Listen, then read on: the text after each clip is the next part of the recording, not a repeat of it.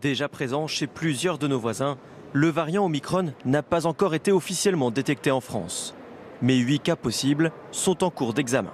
Par mesure de précaution, la France a décidé de suspendre ses vols avec 7 pays d'Afrique australe. Même décision en Allemagne, en Italie ou au Royaume-Uni. En Espagne, la mesure entre en vigueur demain. Sans attendre, les Pays-Bas réinstaurent un couvre-feu à partir de 17 h. 13 passagers en provenance d'Afrique du Sud ont été testés positifs au nouveau variant. Une mesure prise pour au moins 3 semaines. Certains pays optent pour des mesures plus radicales. Comme Israël, le Japon ferme ses frontières à tous les ressortissants étrangers. Ma crainte, c'est qu'un jour, ce virus connaisse une mutation qui lui permette de s'attaquer aux jeunes enfants. Et ce jour-là, nos sociétés se trouveront dans un danger extrême de déstabilisation. Il faut dire que l'Organisation mondiale de la santé vient d'annoncer que le nouveau variant présente un risque très élevé au niveau mondial. Ce que nous voyons dans les hôpitaux en Afrique du Sud, et rappelez-vous que je suis à l'épicentre puisque c'est là que je pratique, ce que nous voyons est extrêmement léger. Nous n'avons admis personne. Le jour viendra où c'est la vaccination obligatoire qui s'imposera. Vous pensez qu'on y va en tout cas? J'ai toujours pensé ça depuis le début. Attention, fausse joie, l'OMS a corrigé le tir dans un communiqué. Il n'y a actuellement aucune information suggérant que les symptômes associés à Omicron sont différents. Les premières infections signalées concernaient des étudiants, des individus plus jeunes qui ont tendance à avoir une maladie plus bénigne. Un policier hors service se promène avec sa compagne dans ce centre commercial situé dans le 13e arrondissement de Paris. Alors que le couple s'enlace, un groupe d'individus les interpelle. Le ton monte, l'un d'eux bouscule le fonctionnaire qui par réflexe écarte sa compagne pour la protéger. Il reçoit ensuite un coup de couteau au niveau du ventre. Il est transporté à l'hôpital en urgence absolue. Sonné, il tombe sur le tarmac. Il a survécu.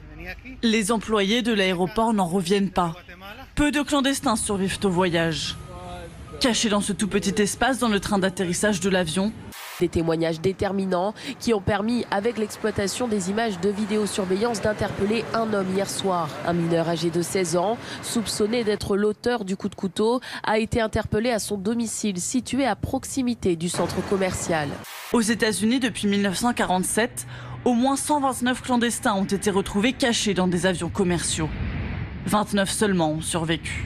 Éric Zemmour est à 2 doigts, oui, d'annoncer sa candidature, mais son déplacement à Marseille ce week-end a viré au fiasco.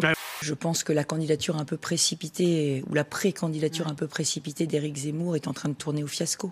On ne sait pas encore si c'est un garçon ou si elle s'appellera Corinne.